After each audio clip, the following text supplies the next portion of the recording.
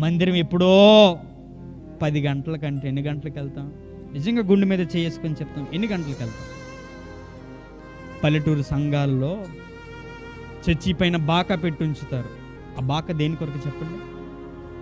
కనీసం రాలేని వాడు బయట ఉండైనా వింటాడని. దాన్ని మనం ఎలా మార్చేసుకున్నాం ఆలోచించండి. ఓహో, అయ్యగారు ఇంకా ప్రసంగం చేయలేదన్నమాట, నేను వంట వండొచ్చు. అయ్యగారు ఇంకా ప్రసంగం మొదలు పెట్టలేదు కాబట్టి నిన్న బట్టలు ఉతకొచ్చు. అంటే అయ్యగారు బాక్స్ దేని కొరకు పెట్టాడు? బాకా దేని కొరకు పెట్టాడు?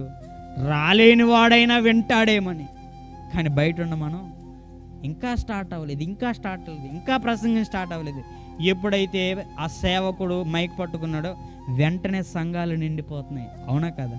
ఇది పల్లెటూరు బాకా అయితే సిటీ బాకాలు ఎలా ఉంటాయి చెప్పనా? సిటీ బాకాలు ఏంటో చెప్పండి? యూట్యూబ్ లైవ్లు.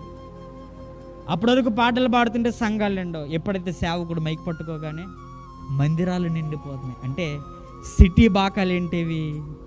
యూట్యూబ్. అంటే మందిరానికి త్వరగా రావాల్సిన నేను ప్రసంగానికి మనం వెళ్తున్నాం. దేవుడు మనల్ని మెచ్చుకుంటాడా? ఇంకా చెప్పాలంటే కానీ ఈరోజు మనుషులందరూ, అయ్యగారు ఈరోజు మేము రాలేకపోతున్నాం, మీ యొక్క వర్తమానం మేము యూట్యూబ్ లైవ్ చూసి మేము దీవింపబడుతున్నాం అని అంటున్నారు. అంటే మనిషి దేవుడి మందిరానికి రావటానికి కూడా ఏమైపోతున్నాడు? సంకోచిస్తున్నాడు. ఒకవేళ నీకు శక్తి ఉంటే, నేను మాట్లాడుతున్నాను, నీకు శక్తి ఉంటే, నీ దగ్గర సామర్థ్యం ఒకవేళ ఉంటే నీ మందిరాన్ని వెళ్ళి ఊడు, నీ మందిరంలో ఉన్న కుర్చీలు తోడు, దేవుడు పనిని చేయి. దేవుడు మెచ్చుకుంటాడా మెచ్చుకోడా? మందిరాలకు వెళ్దాం.